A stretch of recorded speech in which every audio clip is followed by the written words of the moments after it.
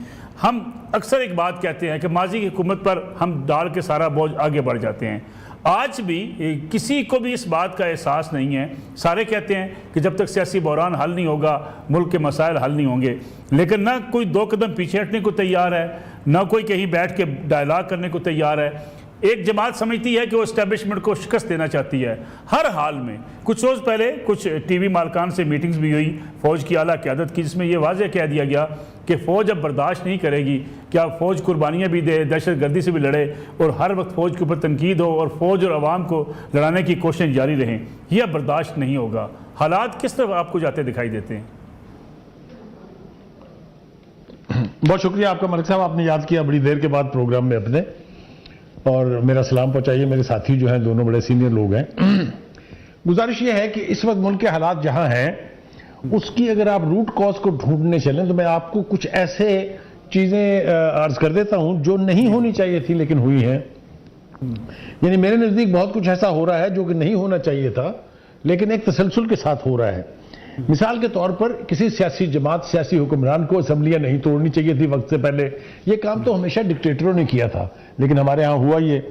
फिर अदालतों में जुडिशियल एक्टिविज्म का जो रवाज इफ्तिखार चौधरी साहब के दौर से शुरू हुआ वो खत्म होने का नाम ही नहीं ले रहा। ये भी नहीं होना चाहिए। जेलों को सियासी सेक्रेटेरिएट नहीं बनना चाहिए, बनाया हुआ है। नहीं, ये भी पहले कभी नहीं हुआ, अब हो रहा है। सोशल मीडिया से मुल्क दुश्मन प्रोपेगेंडा दुनिया भर के अंदर करके नंबर तो टांग लिए जाते हैं, किसी एक पार्टी की खिदमत भी शायद हो जाती है, लेकिन पाकिस्तान के साथ जो खिलवाड़ होता है वो भी नहीं होना चाहिए। पाकिस्तानी पासपोर्ट और पाकिस्तानी झंडे को जलाने का रवाज कब से पड़ा है? हमने बहुत पीछे के माजी में तो कभी नहीं देखा। ये भी नहीं होना चाहिए मगर हो रहा है। मुल्क के गैर ममालिक के साथ या इंटरनेशनल जो यानी जो फाइनेंशियल इंस्टीट्यूशंस हैं उनके साथ मुआहदों के खिलाफ उनके हेड ऑफिस के बाहर बैठ के एहतजाज नहीं होना चाहिए लेकिन हो रहा है। इन अदारों को खतूत नहीं लिखने चाहिए कि पाकिस्तान के साथ मुआहदा ना करें, इसको कर्जा ना दें, नहीं होना चाहिए लेकिन हो रहा है। अब आपको मैं आखिरी बात अर्ज करूं, किसी भी मुल्क में, चाहे वो बनाना रिपब्लिक है, चाहे वो अफ्रीका की रियासतें हैं, चाहे दुनिया की एडवांस कौमें हैं, कहीं आपने नहीं देखा होगा कि सियासी जमातें अपने मिशन की खातिर, अपने यानी जो टारगेट्स हैं उनके हसूल के लिए फौजी तनसीबात पर चढ़ दौड़े। मुझे बता दीजिए जल्दी से, कोई मिसाल दीजिए मुझे पूरी इस दुनिया की ह्यूमन मैनकाइंड की हिस्ट्री में किसी सियासी जमात का अपने मकसद के हसूल के लिए उन यानी तनसीबात के ऊपर हमले का कोई यानी पाकिस्तान की हिस्ट्री में तो शायद बिल्कुल भी नहीं है ऐसा, लेकिन दुनिया में भी कहीं ये नहीं होता, यहाँ हुआ है। बड़ी बदकिस्मती की बात है। सारी बातें जो मैंने आपसे अर्ज की हैं काश ये ना होती। अब इन सब चीजों के होने के बाद हम कहाँ खड़े हैं, that is I think the moot point of today. बिल्कुल आज हम देख रहे हैं पॉलिटिकल पोलराइजेशन तो अपने अरूज के ऊपर पहुंची हुई है। जो तकलीफ दे बातें हैं चंद वो मैं आपके साथ शेयर करूं। हमने कभी नहीं सुना कि कोई सियासी जमात या उसकी लीडरशिप ये कहे कि मैंने कंटेम्परेरी पॉलिटिकल क़यादत जो है उससे बात नहीं करनी। हमने कभी ये नहीं सुना कि एक सियासतदान जो एक सियासी जमात का लीडर हो और जिसकी जमात बहुत पॉपुलर जमात हो वो ये कहे मैंने बात करनी है तो सिर्फ फौजी क़यादत के साथ करनी है, और वो फौजी क़यादत के साथ बात करते हुए भी ये कहे कि इसका जो चीफ है उसको तो मैं कब्र तक नहीं छोड़ूंगा। आप मुझे बताइए कहां होता है ये सब कुछ जब हो रहा है तो फिर ऐसा कुछ होगा जो ना हम एंटिसिपेट कर सकते हैं और ना खुदा ना खास्ता इस मुल्क में होना चाहिए। आप मेरी बात तो समझ रहे हैं।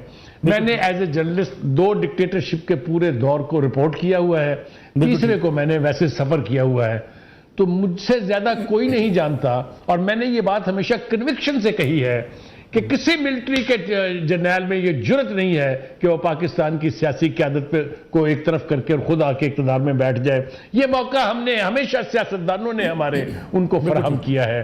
तीनों इंटरवेंशन जो पाकिस्तान की हिस्ट्री में हुई हैं रिकॉर्ड उठा के देख लीजिए। मैं चैलेंज करता हूं कि जब पॉलिटिकल क़यादत जब नाकाम हुई, जब दुश्मनियां इंतहा को बढ़ गई तो रास्ता हमवार हो गया और इस कौम ने तालियां बजा के फौजी डिक्टेटर्स का इस्तेमाल किया है।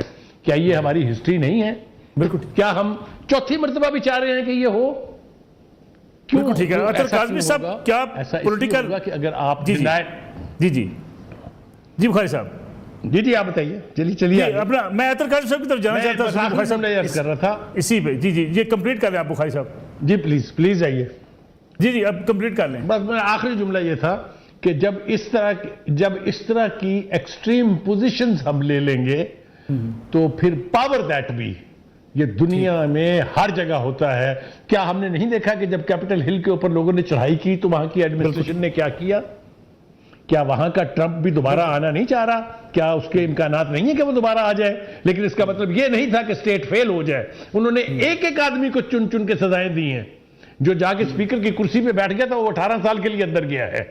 इसी तरीके से बर्तानिया के 2 एग्जाम्पल्स हैं इसी कंटेम्परेरी इसी डेकेड की, जब उन्होंने लूट और यानी जो लूट मार हुई, जो पब्लिक फसादात हुए, एक एक आदमी को जिन्होंने स्टोरों के अंदर घुस के चीजें उठाई थी वहां से, एक एक आदमी को ट्रेस करके उन्होंने सजाएं दी हैं।